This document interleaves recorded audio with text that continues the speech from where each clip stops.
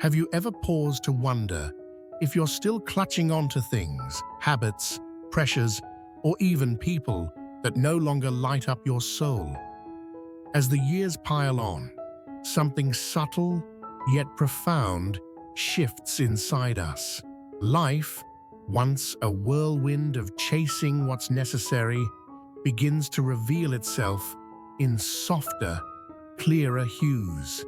What used to feel vital, winning approval from others, staying ahead of fleeting trends, or cramming every hour with noise, starts to fade into the background. By the time you cross the threshold of 60, a quiet clarity settles in, like the first light breaking over a still lake.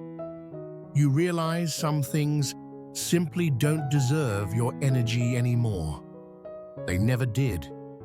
In this journey we're about to take together, we'll explore 6 things that lose their grip on you after 60.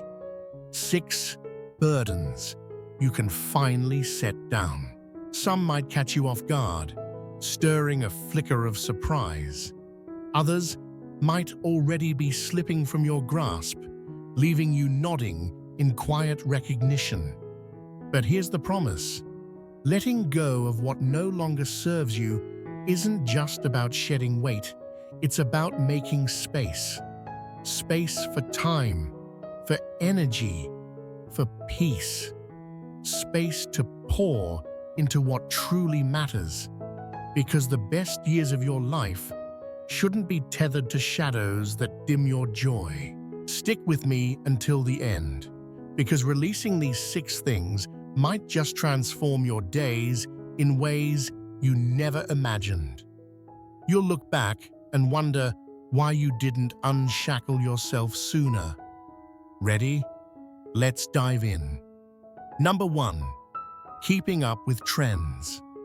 Picture yourself at 30, standing in front of a mirror, tugging at a jacket that's just a little too tight, all because it's the style of the season.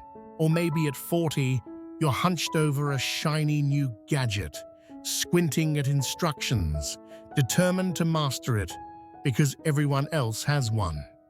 There was a time when keeping pace with trends felt like a lifeline, an unspoken rule that tethered you to the world. Fashion, technology, lifestyle fads, they whispered promises of relevance, of belonging. But after 60, you step back and see them for what they are. Fleeting gusts of wind. Here today, gone tomorrow. Chasing them doesn't just tire you out, it steals from you. Take fashion. When you were younger, the pressure to fit in could feel suffocating.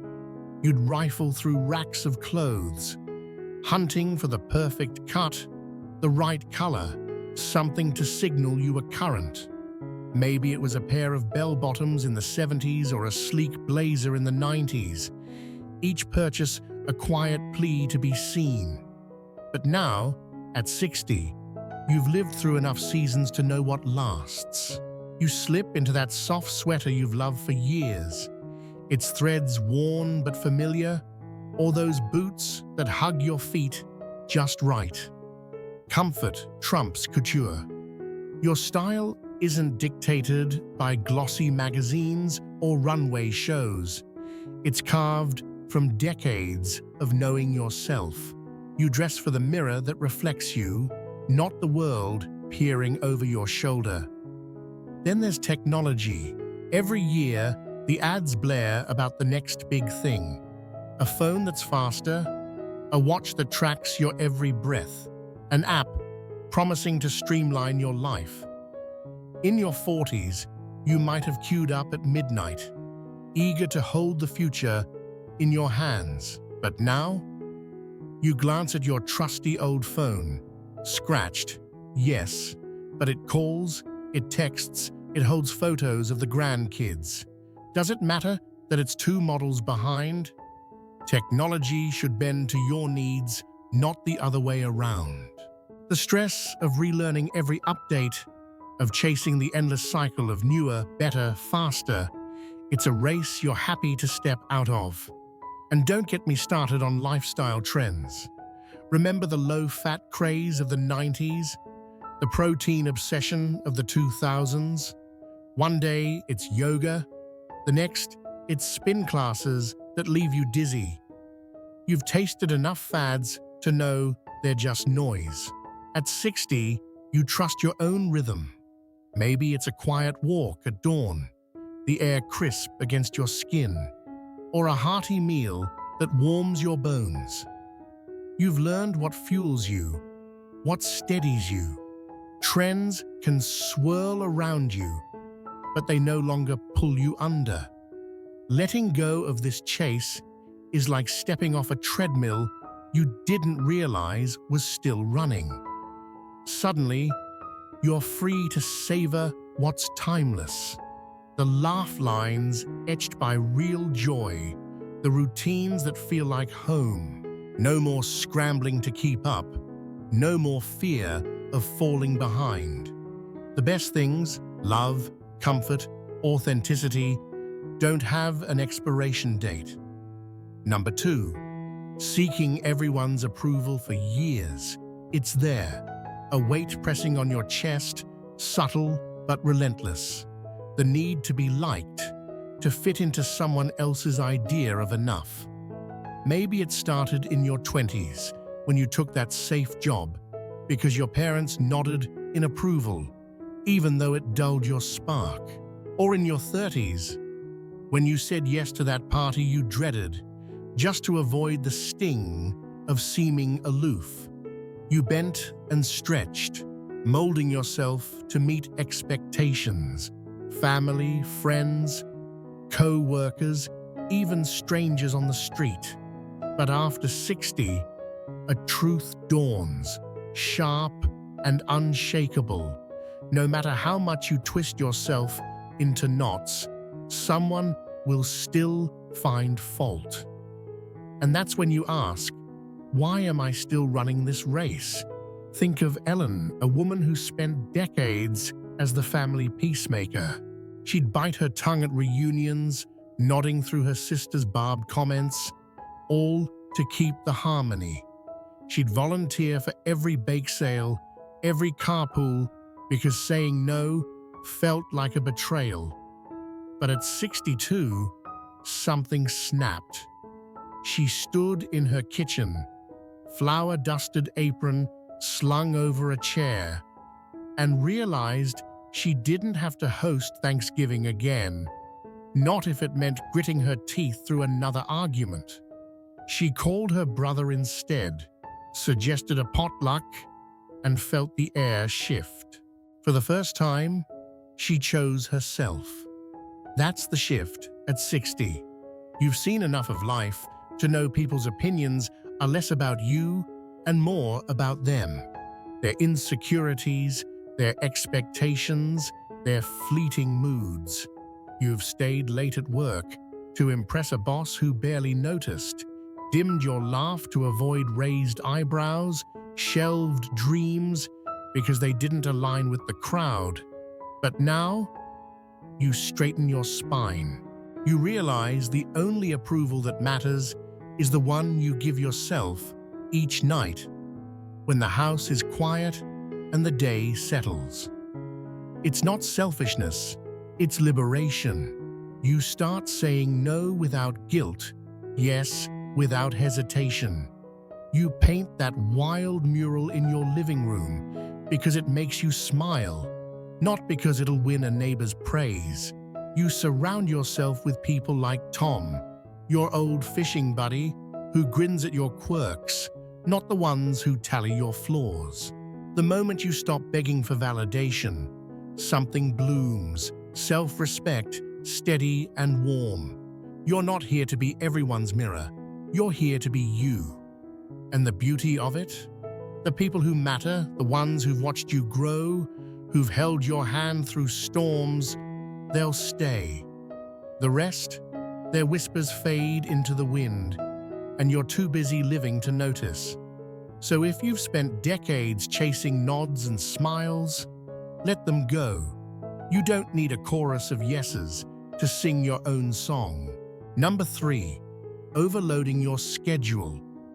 Imagine a younger you, calendar in hand, ink bleeding across every square.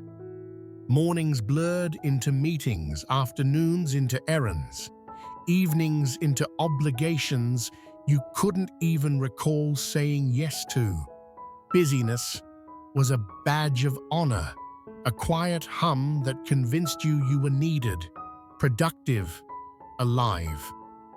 You thrived on the rush, or so you thought, juggling work deadlines, kids' soccer games, dinner parties you hosted out of habit rather than heart. But after 60, the calendar feels less like a lifeline and more like a leash. You look at it one day, it's chaos staring back, and something clicks. Busyness isn't happiness, it's just noise. Take Robert, a retired accountant who once measured his worth by how little white space his days held. At 55, he'd cram his weekends with golf outings he didn't enjoy, volunteer shifts he resented, and favors for neighbors he barely knew, all because slowing down felt like surrender. But at 61, he sat on his porch one crisp autumn morning, coffee steaming in his hands, watching leaves drift lazily to the ground. For the first time in years, he had nowhere to be, no one to answer to, and instead of panic, he felt peace, a deep, steady calm that whispered, "This is enough." That's the gift of 60, perspective. Time stops being a currency to spend recklessly and becomes a treasure to cradle. You realize every yes to something trivial is a no to something sacred. A quiet hour with a book, a long talk with your daughter, a nap under the sun's warm gaze. You don't need to prove your worth through a packed schedule anymore. Saying no isn't weakness, it's wisdom. It's guarding your energy like the finite resource it is, pouring it into what lights you up instead of what dims you down. Now, your days take on a new shape, intentional, unhurried. You linger over breakfast, savoring the crunch of toast instead of gulping coffee on the go.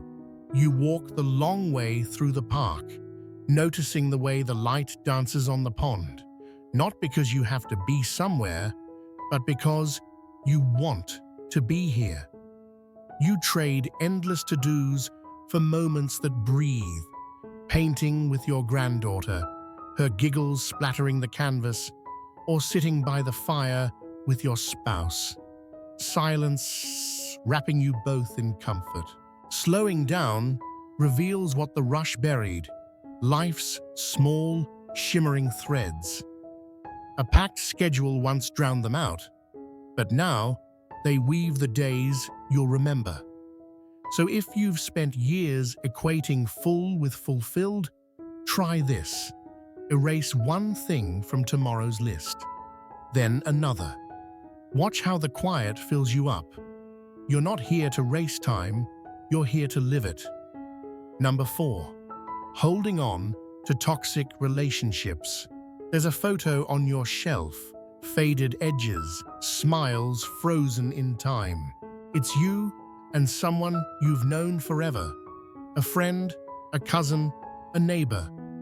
Back then, you'd laugh over coffee, swap stories, feel the warmth of shared history. But somewhere along the way, the warmth curdled.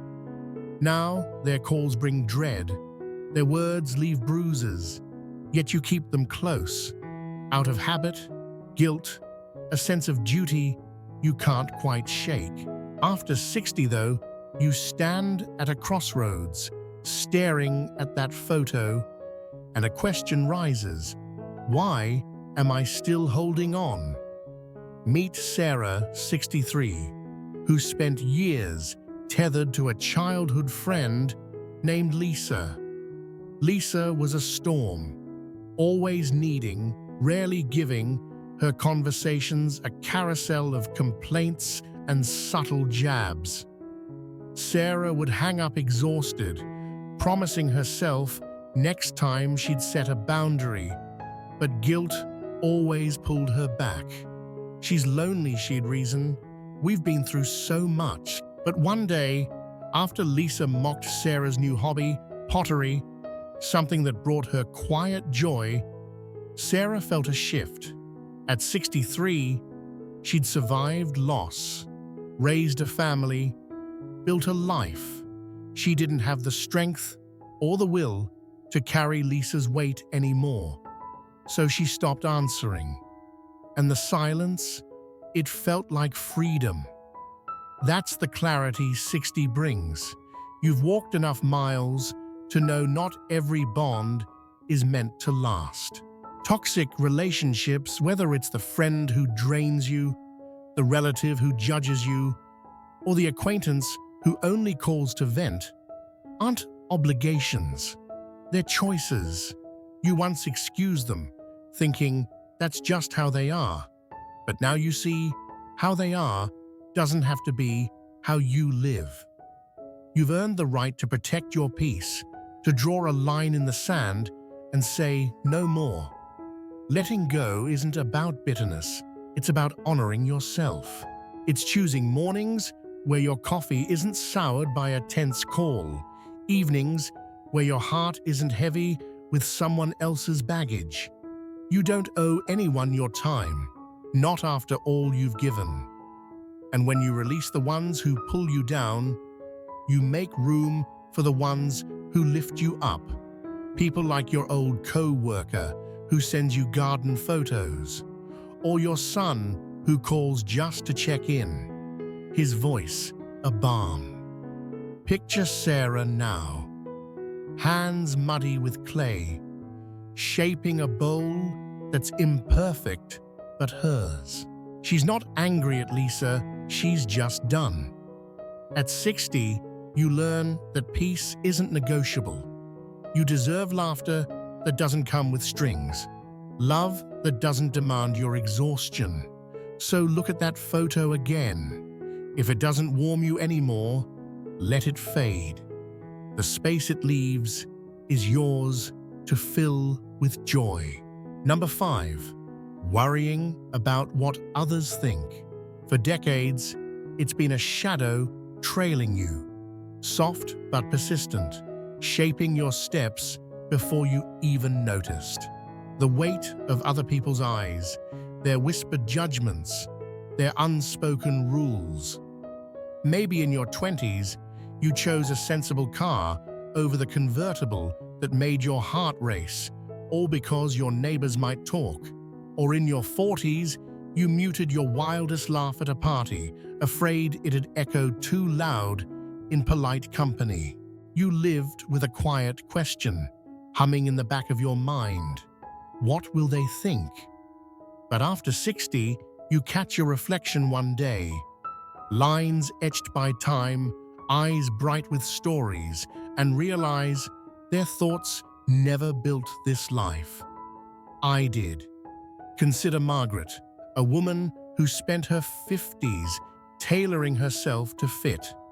She'd wear muted cardigans to church, though she secretly loved bold scarves that danced with color. She'd nod through small talk about politics she didn't agree with, just to keep the peace. But at 61, standing in her garden, dirt under her nails and sun warming her face, she decided enough was enough. She bought a crimson scarf, wore it to the next potluck, and laughed, loud and unapologetic, when someone spilled gravy on the table. A few eyebrows lifted, but she didn't care. For the first time, she felt untethered, like a kite finally cut loose. That's the revelation at 60. You've spent years bending to a chorus of opinions, some kind, some cutting, most fleeting. You've second-guessed your haircut, because a friend might smirk, held your tongue because a stranger might disapprove, shelved a dream because it didn't match the script others wrote for you. But now you see it. No matter what you do, someone will have something to say. Pleasing everyone is a maze with no exit. So why keep running? Freedom comes when you step off that stage. You start speaking your truth, even if your voice shakes at first. Maybe you tell your book club you hated the latest bestseller, or admit you'd rather nap than host another brunch. You wear what sparks joy, not what fits the mold. Those sneakers with the bright soles, that hat you've always adored. The people who love you won't flinch. They'll cheer. The rest? Their murmurs fade into static, drowned out by the sound of you living for yourself. And oh, the peace it brings. You dance in your kitchen to a song no one else gets, flour dusting the air, unbothered by who might peek through the window.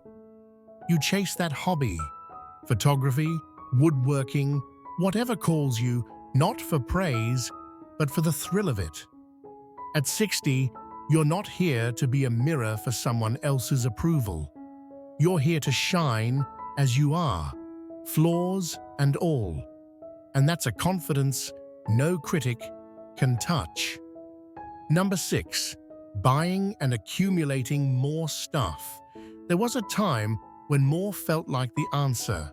A bigger house to fill with echoes, a sleeker car to gleam in the driveway, a closet bursting with clothes you'd wear once. You'd wander store aisles or scroll online, lured by the promise that the next purchase would seal some gap, happiness, status, a life well lived. But after 60, you stand in your living room, surrounded by decades of stuff, and a quiet truth settles in. More didn't fill me, it buried me. Take James, 64, who once prided himself on his collections. Shelves groaned under model trains he rarely touched, a garage packed with tools he'd meant to use, a wardrobe of suits from a career long retired. He'd bought it all to mark milestones, promotions, anniversaries, proof he'd made it. But one rainy afternoon, sorting through boxes after a leak, he found a photo of his kids building a fort from blankets, their grins wide and messy. That memory hit harder than any shiny thing he owned. He started giving away what he didn't need, trains to a nephew, tools to a neighbor, and felt lighter with every goodbye. That's the shift at 60. You look around and see the dust on things you once chased. The blender you bought for smoothies you never made. The chair you got because it looked successful but never sat right. Possessions don't just clutter your space, they crowd your mind. You realize joy doesn't live in the next delivery box. It's in the moments you can't buy. The smell of rain through an open window, the weight of a friend's hand on your shoulder, the stillness of a morning with nothing to prove. So you simplify. You keep the mug your daughter painted, chipped but precious, and let go of the pristine set you never use. You drive the car that runs, not the one that turns heads. You stop buying to impress, because who are you impressing anyway? And start cherishing what lasts. At 60, you know the end isn't about tallying objects. It's about counting days well spent. A shared meal, laughter spilling over the table, a walk where the sky feels endless. Those are the riches you hoard now. Stuff fades, experiences endure. Decluttering isn't just practical, it's poetic. Each thing you release is a breath reclaimed, a corner of your life opened for what matters. You're not less without it, you're more. And when you stop piling up more, you uncover what you've had all along. Enough. Final thoughts as we close this journey. Let's linger here a moment, you and I, reflecting on these 6 weights we've carried too long. The scramble for trends, the hunger for approval, the chaos of overfilled days, the drag of toxic ties, the fret over others' thoughts, the chase for more stuff. They've piled up over the years, brick by brick, until you barely notice the load. But after 60, with the wisdom of miles walked and storms weathered, you see them for what they are, shadows you can step out from under. This isn't about losing, it's about gaining.